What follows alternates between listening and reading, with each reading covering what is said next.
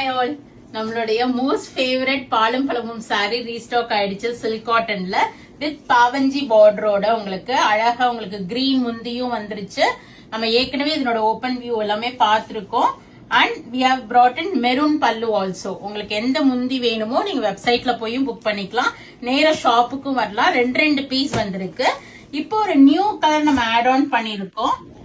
ரொம்ப ரொம்ப அழகான ஒரு பர்பிள் கலர் போட்டு வீவ் பண்ண சொன்னவரை சோ தட் எப்படி இருக்கு நம்ம ட்ரை பண்ணுவோம் அப்படின்ட்டு. ஏன்னா யூஸ்வலா மெரூன் அண்ட் கிரீன் தான் வரும்.